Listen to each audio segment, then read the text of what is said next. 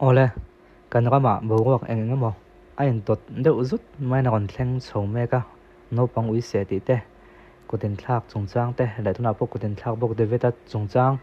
Ani nen hen kanin rol chia deng halak he kom som thum pakhat ania 93 piang ni tunga ka ngaya. Ni hi helai hian achan chin chu kan tin sa to a update simple te pon se ho te pon se mi puina kan ngai ven lai ni wang kan han chui ji ve zela.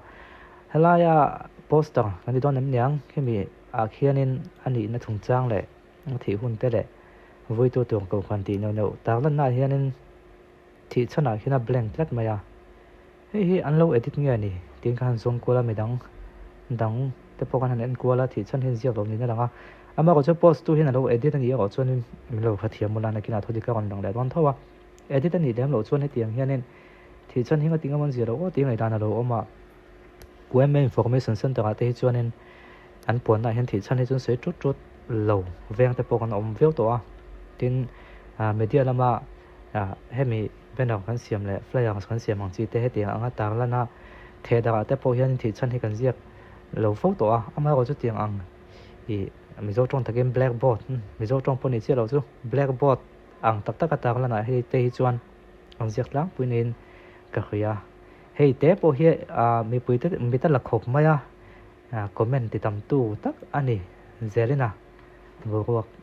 tu khop mai chu wang chuanin tun tu ma hian thi chan hi ta lang lo ni ti kha kan ta lang ve ni chu mo ta ba ho ve kan ti mai the ma se mi pui na thil kan ngai van zong la kan khriat cha ka ai dot thlapin ti khan thei chen chen kha han khriat kha a chak om ve thuina tin ama pol hianin hei tun lai chuan thil hi thon hem kan ngai to ama pol hian aka na pe khom na tu hai gop ten siama chuta chuanin huwa cha gop te pon lo siam man to ani mel khi a hnuai ka ti lan lo china chuanin e enge niang am pek to na swin sot te po om no la tinga khong ai tu an dong ai hi alo mom viwa tin comment lama hian heti lo siam ve ngot min ram chang la te pon ni theya anu kutleng lo hian tu te na mo sum la khai lu nan te hen lo mang mai lo mo ti ngai dan te po om ve theya ama ko chu helai hianin poisatling khom hini sumni pali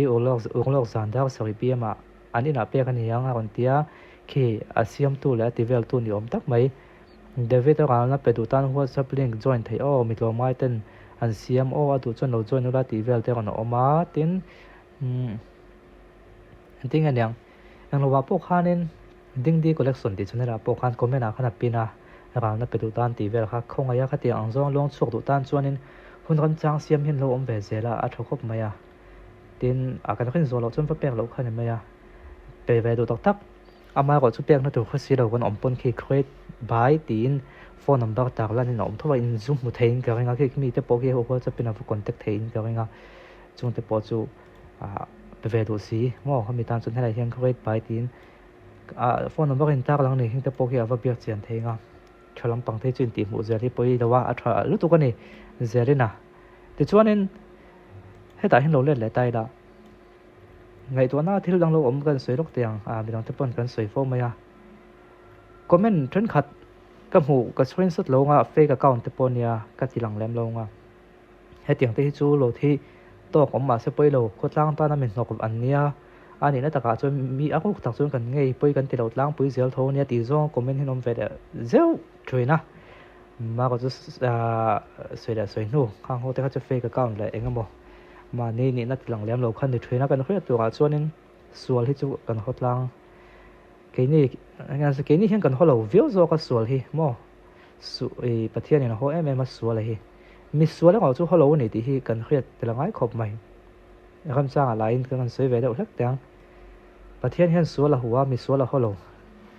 thil sual kan han tia pathian la kan thla huna kan in kil toya ke chu pathian lai tla po kan ni lo kan ti hian ke hi sual kan ni lo mi sual kan ni ti kan in khria chian anga ya pathian hian mi sual ma nga ya sual ga huwa ni tun tu ma po hian in sual kan hotlang sual kan dawa we me kumpuan ang zong te vdp te po ni mai thei ai ang pol pol le mo hian sual hi kan dawa ni sual kan do vek sual kan do na hian mi sual hi ado tel lo thei lawa tu ti lai ro chuanin atop kho kai chuan ami sual chop chop hian kan hota fo mai drama te po thiam tak takin an chang suak kan soi fo maya chunga chuan atopa suala tak kan be kan do na ko ngai mi sual hena tu ta thina apoi thrin khop mai tiang thil thleng hi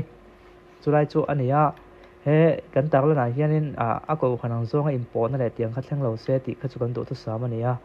he comment lama the chuna ko khanang zonga kon lovung te po anom via wa thi chuna hin vok hlum tia tak lam tu ko lom ti te mo tin chu tiang kha tiang ko khanan ni wa na mu si ta nei hi ti te po comment a chun oma ma ko chu ka tiang kha a ko koi pulo kham la kan gol le kan topic be chu an thi chan hin tak lang lawa hei he mi pui te mit alla an kha thiam thei do ni social media hi that na le that lo na hi ma a that na chu social media hi kai chon thei in kai chon thei ania in ti mu thei chu wang chuanin a that zonga kan man chon mi te khong ai na ti pung tu te hi support na that tak mai te ni chu ti lai ngo chon a thalo zonga kha ka le ngo chon thalo ve le bi thei boka chu wang chuan he mi an ziak lang lo hi nya zian lan lo hi a ve zeu thina ke pon he mi thi voina la ti vela pon thi chan zian lan lo chu atam lo khop maya ma ko chen chu ziak lan lo lat me a we me lampang te hem te hian han zia dan tu mai an vai ve de ol niang tinge kan ziang mo a boi thak ve bok ani to le la ma chuanin trong hoi lo ni lo se soi sak lung vok lum han ti ngota kha thil moi takani lem lo wa han ti lo ta se do ta thi chan accident han ti ngota mo a buena a to in hial na tam mai mai ngoi te he chui da bleng mai tiang ti ro puwa an ti ni ka renga chu mang ton tum kan kon update the china chuan David lalmon puya an vui to ni na langa he chuan a thi chan hian ziak lang lawai hi mi puite a ti tam le viawa chu mi pia ma chuanin ama khongai le le na tu ten a gal na an kon sagan ti hup me ka ni ti kha kan kon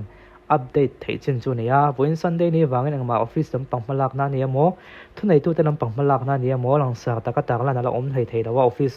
an kha ka hun le kha tiang hun kha ani wang khan nak tuk tho tra na lo ni chonga wa fela no kan te kan lo khe photo pon che wat tu nga ngai la update chu kan om chho zot do na chu wang chon update a ma le a thaklam ber chu ka kon te thei khang lo nga ma ko chu rin tlak le enga model a chon chin ai dot zela kha e khacha ka ne jong ka channel hello ngai chang deu la content dang po kan la te khri lo me nga hemi case kal chol zel lai hi chuan chu ton ma kan kon update la thei chin chu nia den da ka ne thum dana thu thaka kon omani chung kan kon ti le zel me nga kan kon ti deu tut don ni a to thleng en kan vil tu nga ngai la chuan ni danga ka sei fo thren a to phang na ka sei tu chu tianga kan ti kol na vela hianin tho dik tok lo han lak fu palte po thil om ve thei nia robot kan ni lawa robot kan ni lawa khol kan ni lawa thil han scan zung a he chu dik lo ti khriat theina nei kan ni bik lawa chu ta chuanin kan hu chin ne kan khriat chin a dik mai om mangi a ti chin khala khom kan ni ve tho wangin ti sol te po lo om veng chunga te po chuan a in dor dan moi nai devin ha ri khoi song chia te po a moi nai le a mi zo taka in dor ton kha a moi ngai e ti kha to phang nan kan mang do ni e